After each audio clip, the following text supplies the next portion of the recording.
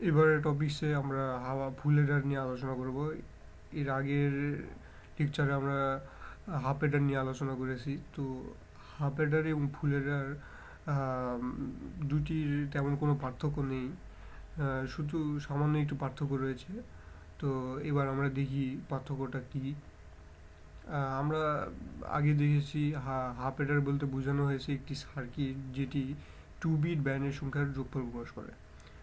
আর ফুল header হচ্ছে এমন একটি সার্কিটের সমষ্টি যেটি 3 বিট ব্যান্ডের সংখ্যার যোগফল প্রকাশ করে। অর্থাৎ হাফ হেডার 2 বিট ব্যান্ডের সংখ্যার যোগফল প্রকাশ করে, আর ফুল হেডার 3 বিট ব্যান্ডের সংখ্যার যোগফল প্রকাশ করে। তো যেহেতু এটি 3 বিট ব্যান্ডের সংখ্যার যোগফল প্রকাশ করে, তাহলে এর ইনপুট হবে 3টি এবং আউটপুট হবে 2টি। আর আউটপুটের একটি হবে সাম, অপরটি হবে ক্যারি। অর্থাৎ সাম অর্থ ব্যান্ডের যোগফল এবং ক্যারি হচ্ছে অবশিষ্টাংশ। এবার ফুল হেডারের ট্রুথ টেবিলের দিকে লক্ষ্য করি। বলেছিলাম যে ফুল হেডারের 3টি ইনপুট নিতে হবে। তো এখানে 3টি ইনপুট নেওয়া আছে, যাদেরকে এক্স ওয়াই জেড দিয়ে চিহ্নিত করা আছে, এবং আউটপুট নেওয়া হয়েছে 2টি, যার একটি সাম প্রকাশ করবে, যোগফল প্রকাশ করবে, এস দ্বারা প্রকাশ করা হয়েছে সংক্ষেপে, এবং অবশিষ্টাংশকে সি দ্বারা প্রকাশ করা হয়েছে। এখন আমরা এখানে 0, 1, 2, 3, 4, 5, 6, 7 এর বাইনারি নেওয়া হয়েছে, অর্থাৎ 3 বিটের বাইনারি নেওয়া হয়েছে। তো এখন আমরা দেখি যোগফল। তো এখানে বাইনারিতে 0, 0, 0 যোগ করলে 0 হয়, এবং সুতরাং সাম 0, এবং ক্যারি হাতে তো কোনো থাকে না, এটাও 0। এভাবে 1, 2, 3, 4, 5, 6, 7, 8, 9 পর্যন্ত এগুলো করা যাবে।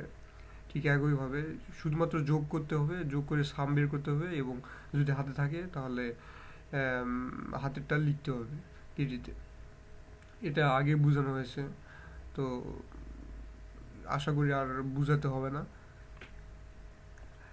তাহলে এবার আমরা দেখি প্রোডাক্ট অফ সামের দিকে।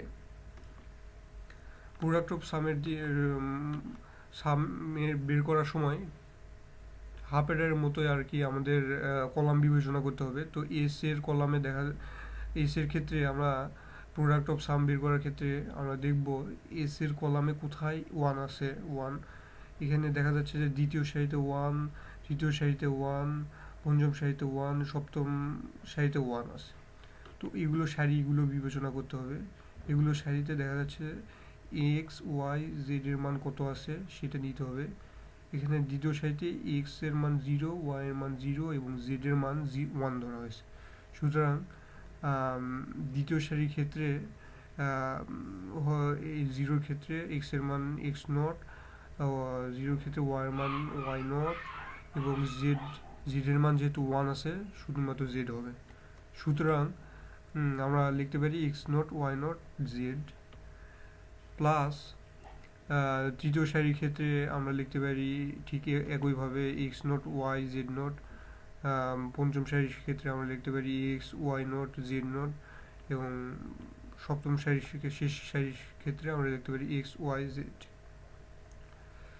অনুরূপভাবে সি ইকুয়াল টু আমরা লিখতে পারি সি এর এই যেখানে 1 আছে সেই সারিগুলি বিবেচনা করে আমরা লিখতে পারি C equal to X Y plus X Z plus Y Z. তো এবার ফুল হেডারের ডায়াগ্রামটি লক্ষ্য করা যাক। তো এখানে ঠিক একইভাবে আগের মতো হাফ হেডারের মতো আর কি ইনপুট নেওয়া হয়েছে। Input X not Y not Z, এটি এই তিনটিকে and gate X not Y Z not এটিকে and gate, X Y not Z not এটিকে অ্যান্ড গেট, এক্স ওয়াই জেডকে অ্যান্ড গেট, জ্যাডটিকে অ্যান্ড গেটের মাধ্যমে প্রকাশ করে, যেহেতু এটি প্লাস ফরম্যাটে আছে সুতরাং এই জ্যাডটিকে ওয়ার গেটের মাধ্যমে এস এর মাধ্যমে প্রকাশ করা হয়েছে। এটা হচ্ছে ডায়াগ্রাম অফ ফুল হেডার। আশা করি আপনারা বুঝতে পেরেছেন। এবং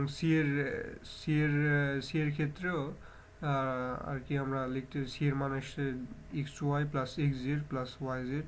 সুতরাং আমরা এই তিনটিকে অ্যান্ড গেটের মাধ্যমে প্রকাশ করে ওর গেটের মাধ্যমে সি প্রকাশ করতে পারি। তো আশা করি আপনারা সবাইকে বুঝতে পেরেছেন ফুল এডার।